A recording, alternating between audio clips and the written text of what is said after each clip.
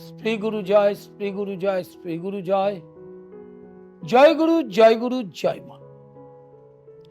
কৌলাচার্য পণ্ডিত Shri অর্পণের YouTube channel subscribe করুন, অনুষ্ঠানের চোখ রাখুন। ইন্ডিয়ান ট্র্যাডিশনাল অ্যাস্ট্রোলজি, তন্ত্র এবং বেদান্তের ক্লাস ওরিয়েন্টেড অনুষ্ঠান।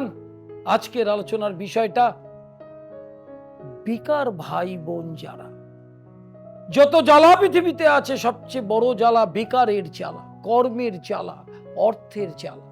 এই জ্বালাটা সম্পর্কে ভগবান শ্রী রামকৃষ্ণদেব বলে গেছেন, পঞ্চভূতের ফাঁদে ব্রহ্ম পড়ে কাঁদে। পঞ্চভূত মানে সংসার, সেখানে ব্রহ্ম পড়লেও কাঁদবে। কষ্ট করে মা বাবা শিক্ষা দিলেন, প্রতিষ্ঠিত হতে পারলেন না, বয়স বেড়ে যাচ্ছে, বেকারের জ্বালা বাড়ছেই বাড়ছে। কি পুরুষ কি নারী, সরকারি চাকরির চেষ্টা করে সময় খেয়ে যাচ্ছে, বেসরকারি প্রতিষ্ঠানে চাকরি করছেন, মন মতো হচ্ছে না। দেখা যাবে তিনি প্রতিষ্ঠিত, তিনি পিএইচডি করেছেন, তিনি মাস্টার ডিগ্রি করেছেন, তিনি এমবিএ করেছেন, তিনি বিবিএ করেছেন, কিন্তু সেই অনুযায়ী কর্ম হচ্ছে না। চোখ রাখতে হবে ইন্ডিয়ান ট্র্যাডিশনাল অ্যাস্ট্রোলজির একটি গুরুত্বপূর্ণ অংশ, রাশিচক্রগতভাবে দশম ভাব, দশম পতি। হস্তরেখায় দেখতে হবে রবি রেখা। রবি রেখা যদি ভগ্ন হয়, ক্রস থাকে, তিল থাকে, আর রাশি চক্রে রবি নিচস্থ হয়, দশমপতি ষষ্ঠ, অষ্টম, দ্বাদশে থাকে, তাহলে আপনার বেকারত্ব দূর হবে না। এবার আপনি সরকারি চাকরি চাইছেন, তার একরকম রাশিচক্র।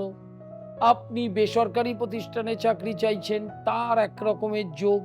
কোন যোগটা আছে সেটা অভিজ্ঞ জ্যোতিষ আপনাকে দেখাতে পারবে পথ।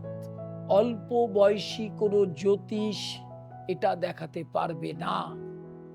লগ্নপতি, দশমপতি, ষষ্ঠপতি, অষ্টমপতি, এই যোগগুলো দেখতে হবে। ষষ্ঠ এবং দশম লগ্নপতির যদি মিত্র হয়, দশমে বুধ, শুক্র, বৃহস্পতি, রবি থাকে, তার দশা যদি আপনি পান, তাহলে আপনার কর্ম সঠিক টাইমে হবে, বেকারত্বের জ্বালা ভোগ করতে হবে না।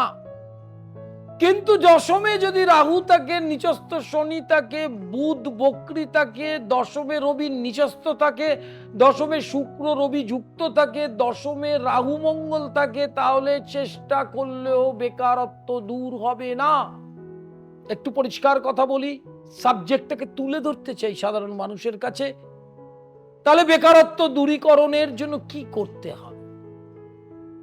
প্রথম হচ্ছে কর্ম প্রচেষ্টা বারবার বাধা পেলে আপনাকে শ্রীমদ্ ভাগবত গীতার এক অধ্যায় প্রতিদিন পাঠ করতে হবে। কেন? গীতায় ভগবান বলেছেন কর্মযোগ। আমি কর্ম দেই, প্রারব্ধ কর্ম ক্ষয় করিয়ে আমি তাকে কর্ম দেই। অতএব তুমি আমার শরণাগত হও, মামেকং শরণং ব্রজ। নিজেদের ধর্মের গ্রন্থটি আজ পর্যন্ত ভালো মতো পড়ি না আমরা। আর গীতা পড়লে ভগবান কি বলছেন? গীতা মে হৃদয়ং মম, যিনি পড়েন তাকে আমি হৃদয়ে রাখি। তাহলে প্রতিদিন এক অধ্যায় গীতা পড়তে হবে। যে গ্রহগুলো অশুভ তার প্রতিকার করতে হবে, সেটা দৈব প্রতিকার, রত্ন প্রতিকার, দুটোই করতে পারেন আপনার আর্থিক পরিস্থিতির ওপর। সূর্য কবচ যন্ত্র হচ্ছে সবচেয়ে আদর্শ প্রতিকার।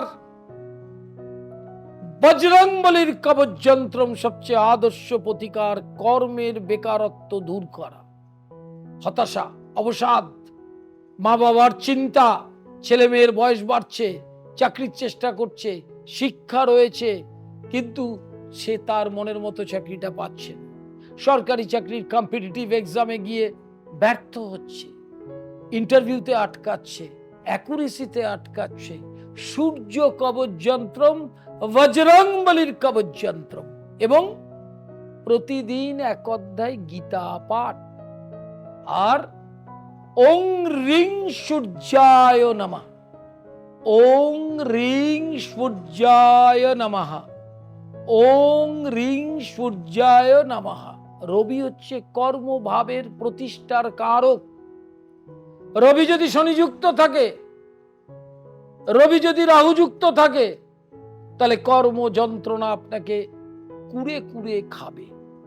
তাহলে বেকার যারা রয়েছেন, হতাশায় ভেঙে পড়বেন না। সবার যে কর্ম, সরকারি চাকরি হবে, বেসরকারি প্রতিষ্ঠানে চাকরি হবে, এমন কথা বলা নেই কোথাও। আপনি ব্যবসা করতে পারেন, সেলফ এমপ্লয়েডস। ব্যবসা করতে গেলে আপনাকে কি ব্যবসা করতে হবে, ট্রেডটা চয়েস করতে হবে। সেইটার জন্য অভিজ্ঞ জ্যোতিষ দরকার।